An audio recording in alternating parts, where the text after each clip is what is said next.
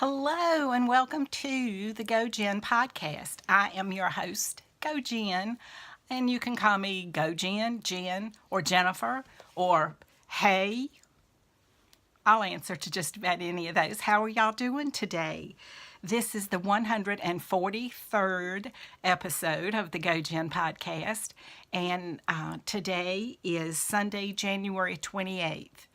There is no sun out today. I just have to take it on faith that somewhere up over the clouds, the sun is up there. Couldn't prove it by me, but supposedly it's still up there. You know, and I can understand how ancient people could be mystified by things like eclipses, which we're going to have a lunar eclipse on January 31st. Just in case you didn't know, Google it. Okay, so I have jumped around on like 15 different topics. And what I was going to say is, it's gray. And it's been gray for quite a while. I had a kind of a yucky week this past week. I missed 3 days from work. I didn't feel well physically, and I was just kind of blue and a gloomy Gus. So I'm trying to get over that, and I shall be your ray of sunshine today. You may have some wherever you are. I hope you do. But if not, get your knitting or your crocheting or your cross stitch or whatever you're doing, and spend a little bit of time with me today.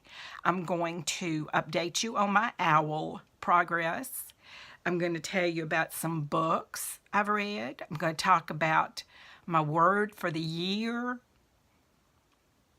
Yep. And respond to some of your comments that I've gotten on the YouTube. You can leave a comment right down below. And while you're there, you might as well give me a thumbs up and subscribe. I have gotten a ton of new subscribers this week. Hello, everybody. Thank you for joining us. If you're new, I like to crochet and knit, and I'm not a very good knitter. I'm a much better crocheter, and I come here every week to talk about what I'm working on, reading. Sometimes I talk about my planner, which is a bullet journal, and a Leuchtturm notebook. Sometimes I go off on just wild tangents. I know. I don't know why that happens. But anyway, I'm awfully happy to have every one of you join me. So let me see. Let me talk to you. Since I told you I was a gloomy Gus, I did reading, did quite a bit of reading, and I watched some Netflix. I watched the first season of Stranger Things, which I'm not good at watching scary stuff because I don't like when the boogeyman jumps out from behind. I don't like that. But I really liked Stranger Things. Winona Ryder's excellent. I also watched the Dallas Buyers Club about a fellow down in Texas trying to get meds for HIV, which he was HIV positive, and that was really good. Not suitable for children, not at all, but interesting, really interesting. Matthew McConaughey and Jared Leto star in that, and they were very good. And I watched I didn't realize that another season of Sherlock had come out from the BBC, and so I had to catch up on that. I just love Martin Freeman that plays Dr. Watson, and he was Bilbo Baggins. Oh, man, I just adore him. And Sherlock, he's really easy to look at. Yeah. Woohoo. So, reading, I finished the book I had talked about. The title was IQ, and the author is Joe Ide. I'm sorry, I don't know how that's pronounced. I truly enjoyed it. He was pretty much a Sherlock in the hood, and you know, lovable characters in the hood, you know, so the same kind of hood stuff is still going on while the mystery is still going around on the outside. Crazy hitman and just fascinating. I truly enjoyed it. The author has another book out that I'm going to be on the lookout for a cheap copy of. I think it's called Righteous, and it features the same character who goes by IQ. Those are his initials, by the way, but that's just what he's called.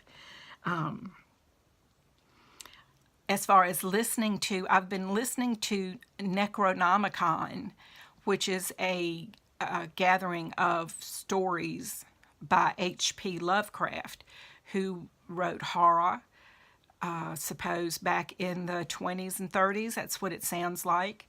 The Call of Cthulhu, which has made its way into a lot of modern fiction, and I always felt like I was missing out by not knowing the origin story. So now I have listened to that.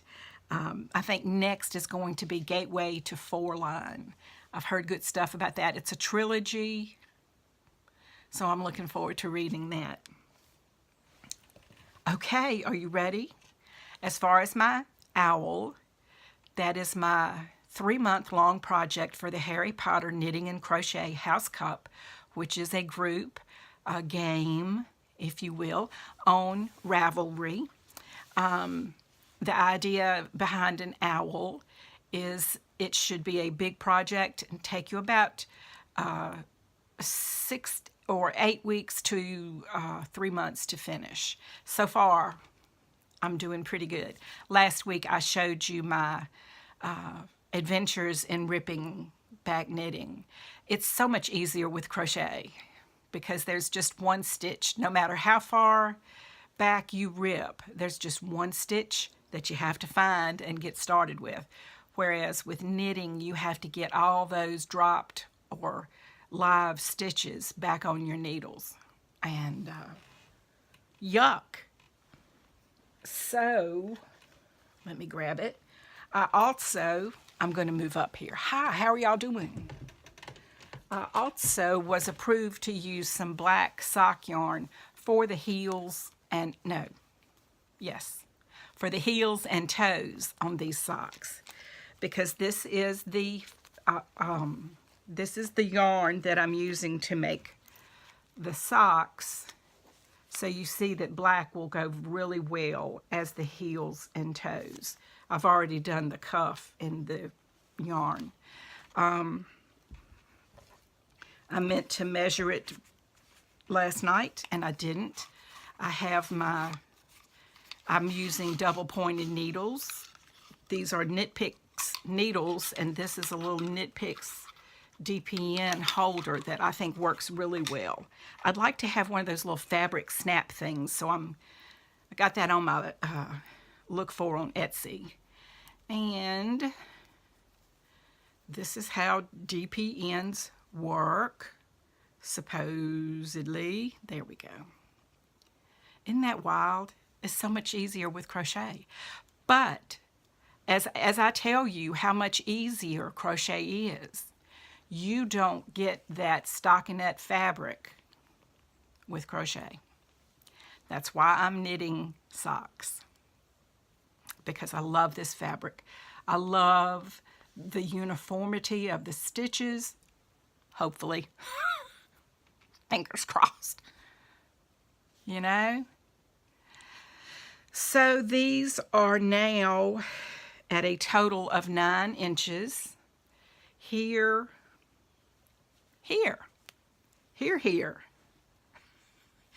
This little marker right there is where I ripped back to. And I have put in an afterthought heel. Oh, right here. I was starting to think I had lost it.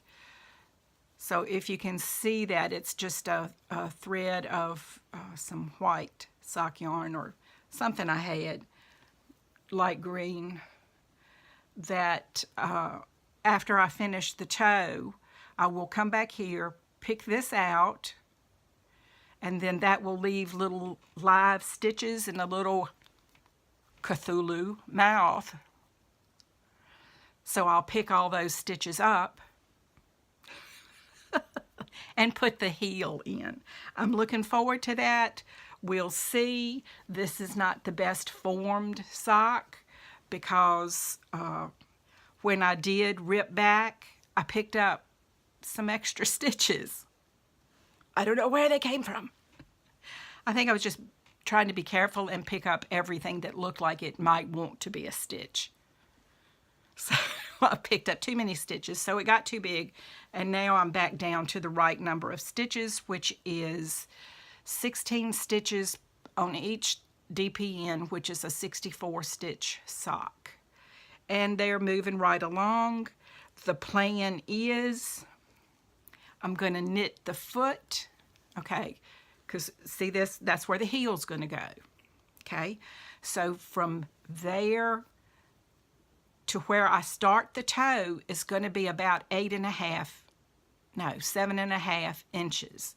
And then there'll be about an inch of toe and about an inch of heel. So these should fit my size 10 foot sister.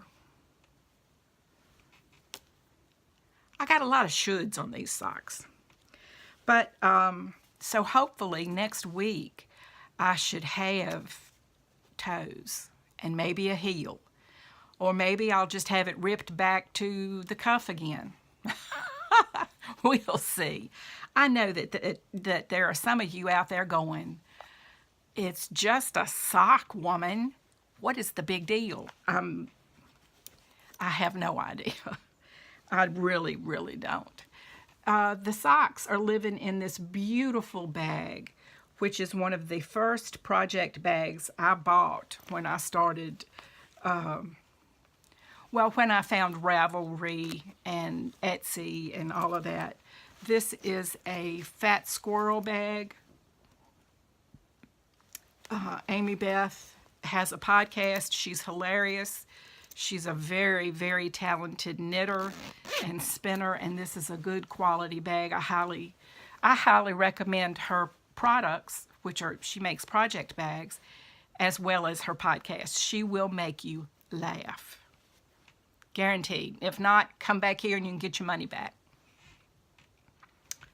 Yeah, there's no money. Okay. So in my owl project, I'm doing a detention owl. I have 4 projects to finish before March. Okay? Last week I showed you my finished virus shawl that I crocheted. So that's 1 down. I have 3 left. The socks, and it's going to have to be a pair of 2 by the end of March. They have to be finished. 1 project is a granny square Afghan that I have not worked on at all. And then this one is a project that I have given a lot of love to this week, while I've been not the most cheerful of people. This is a 12 square piece, and I joined it, as I told y'all about my most efficient way of joining. It really is. I've done it lots of times, and I know you're not getting the benefit of this as a whole project, and I do apologize. I'll try to put some still pictures either in here or at the end.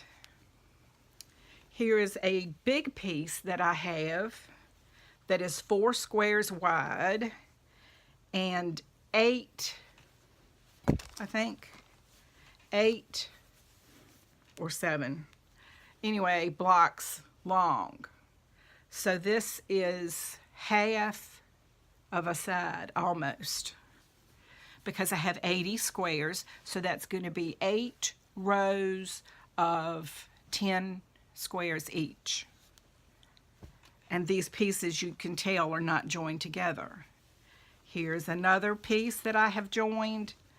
And once it gets kind of big, sometimes I'll stop working on a piece and start another one, and then when they kind of meet in the middle, I will join them together as long as they're the same size.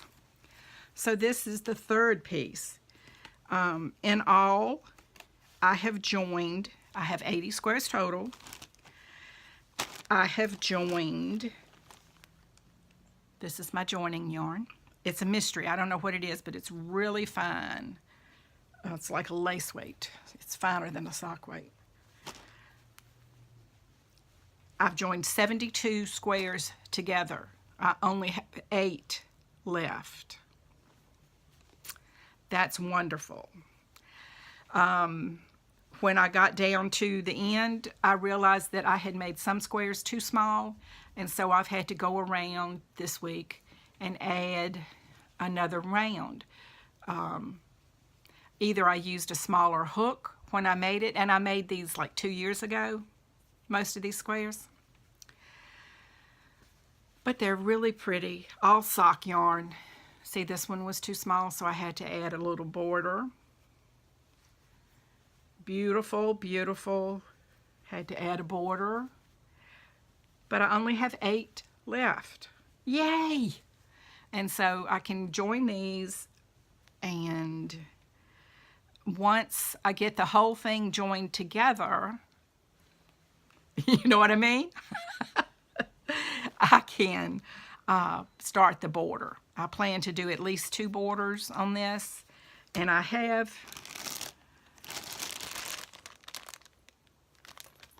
I'm not sure if, no, I think this is the same yarn I'm joining with. It's really very fine.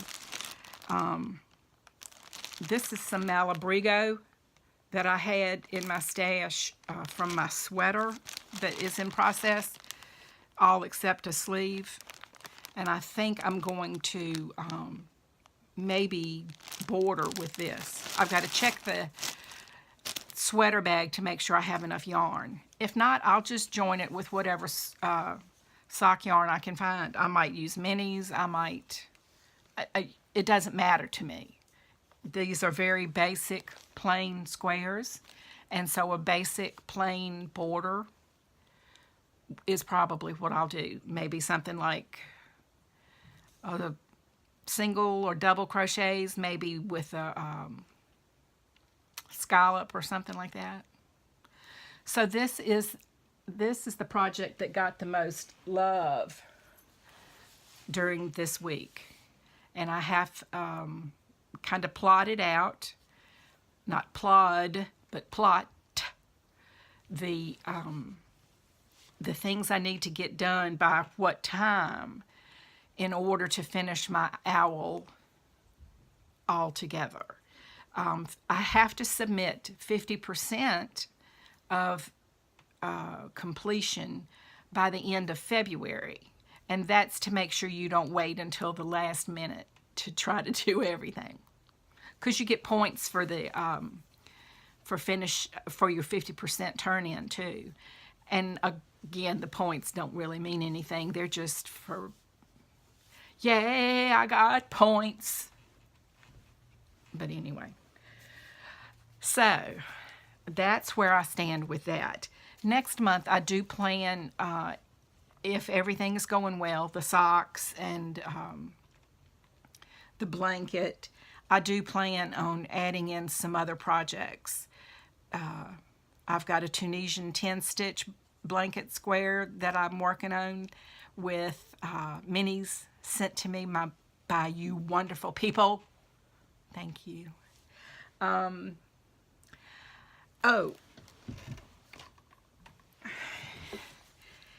I had asked the other week what or how you all keep your, keep your scraps, because these are scrap projects.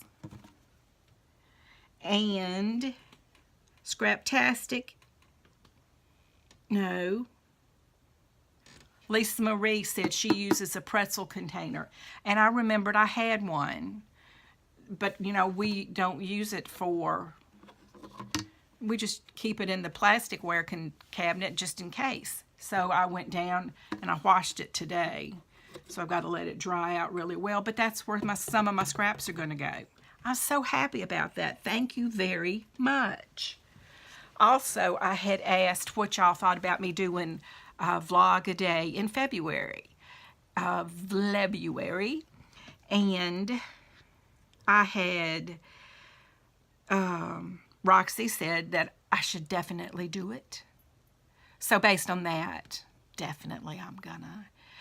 Also, there's our brownies baking, and so I suppose they'll be on their way soon.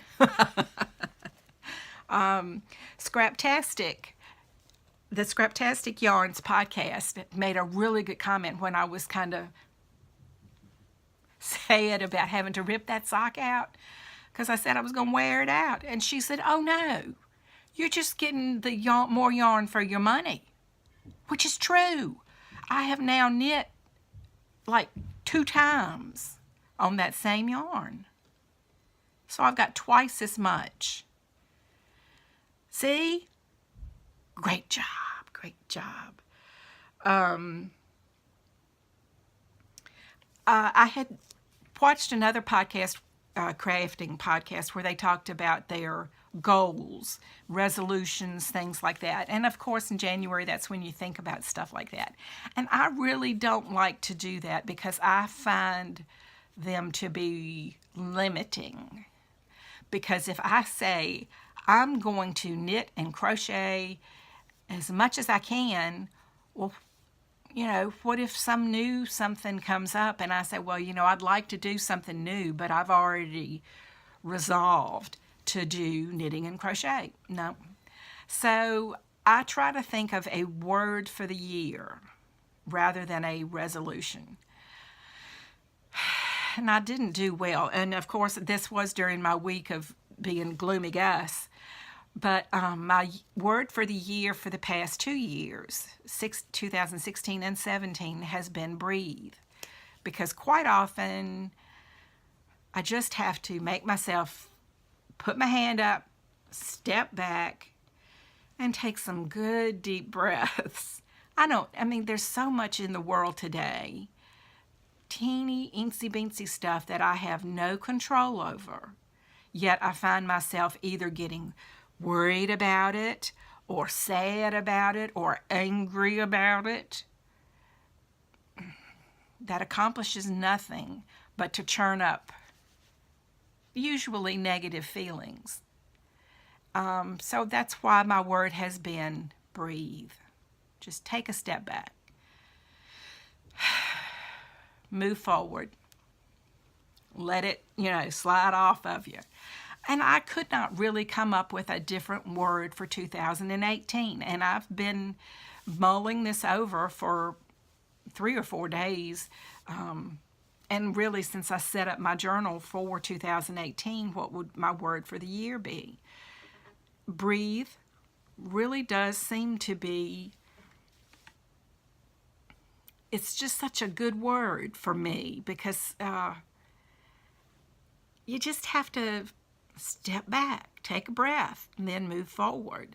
No, don't move back. Nothing is to be gained by moving back. Unless you're Sherlock Holmes and you're going back for the clues, like there was a certain kind of dirt on the person's shoe, so therefore they'd been in this town. And I'm not Sherlock. I aspire to be Sherlock. My only other choice for word for this year is endure.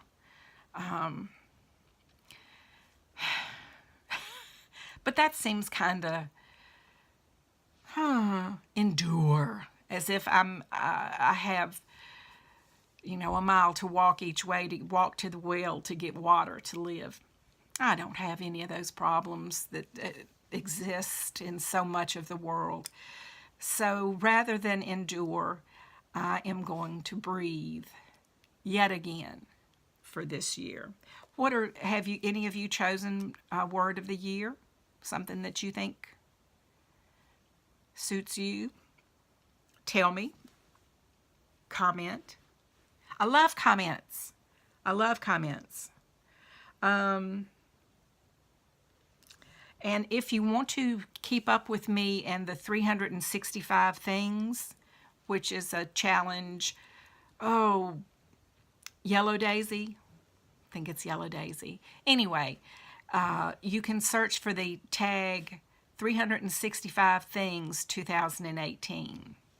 And some people are doing all kinds of stuff, different kind of art. I have been on a Zentangle kind of kick.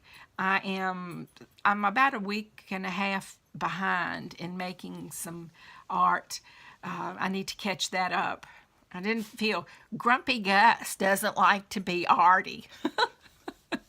So I got to get over myself. Anyway, February starts this Thursday, February 1st. I love how that happens. And I will try to start vlogging.